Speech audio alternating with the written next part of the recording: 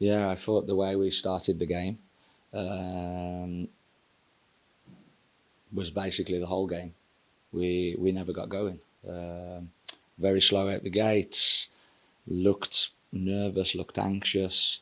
And I think you saw that in the first half performance. I thought it was there's a lot of work to do. That does seem to have been a problem for Volusia all season so far. The start of games. Yeah. Yeah, it's. I thought last week we started the game and harped on the importance of started the game, and last week in the first 15 minutes we were a different team to what we were tonight. So we have to go back to the drawing board, and we have to make sure that we're all ready and we're all focused to start games and play these games. So they always said like you don't want to concede right before the half. I assume getting a red card would have been much better. How much did that impact the team talking? What did you tell your players back then? Yeah, it impacts everything, doesn't it? When you go down to 10 men, you're already not really playing that great. So it's just a significant impact. So we had to get more organised. But the biggest thing was we had to try and instill a little bit more energy and a little bit more belief. Second half was a little bit better, but you're down to 10 men, you're climbing a mountain. We've just got to be better. And that second yellow did happen like right in front of your bench. Just what was your thought on that challenge? Look, Sam had he'd got a yellow card. I think he took a bad first touch and it bounced up. And he's gone in, and the refs deemed it to be a bad tackle or whatever. I haven't looked back at it other than what I saw on the screen outside in the stadium. So I can't comment too much, but I think the referee could have been a little bit okay. He's had a yellow card, like you know. But if it was a bad tackle, then you gotta take it on the chin and move on. I think for Sam as well, like he's got to understand he's on a yellow card, and you don't go in for those tackles. When something like that happens right before the half, presumably you've already got in your mind the adjustments you want to make at halftime, and that completely throws everything out the window, right? For sure, it's a completely different halftime talk. Then you're trying to adjust. You're trying to figure out how you can be best connected to go out and impact the performance in the second half. So yeah, it does. It completely changes. But that's the life of the coach, right? It can change. It can change in a second. It can change in a minute. So you've got to be able to handle those moments and move past them. Yeah, so obviously very early on in your tenure so far, it's still a lot of like going to you. You said the team never really got going. Is there anything you can take away from this game moving forward? Look, I think I've got to learn more about the guys. I've got to learn more about their individual tendencies, their collective tendencies. But I think for me, like the first half performance, it's forget tactics, forget the quality. If you don't run and you don't compete, you don't win games.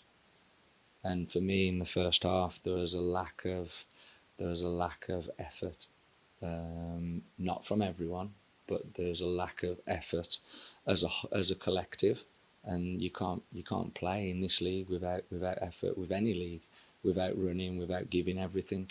And I think that's first and foremost the biggest problems, from what I'll take from and what needs to change. So one player I thought was giving out maximum effort was Tyler. Yeah, I think yeah, Tyler. Once I got into Tyler, we saw a different Tyler. But for the first 20 minutes, that Tyler wasn't here. But when he was here, he's a difference maker, and you could see that, in the game. We've got to make sure that whether the quality's there or not, you've got to put teams under pressure. You've got to be physical. You've got to put your foot in when you need to put your foot in, not just dangle your foot. Like you got to go tackle. You got to go for it. You got to run. You got to fight. You got to communicate. And I thought those were the things that we didn't do. Yeah, I thought the team struggled on the left side too, tremendously. I mean, Hope Gunn was closing those Yeah. down completely.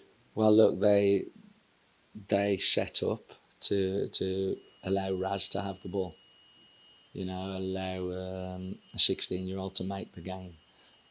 So from that standpoint, they stood off and allowed him to make decisions, and I think that's where the first goal comes from, trying to force a ball into the pocket. When if we go out and around them, we probably we move their defensive block back and gain some ground higher up the field. But I think even with the ball, like the speed of play, I could have played. You could have played. The speed of play was that slow.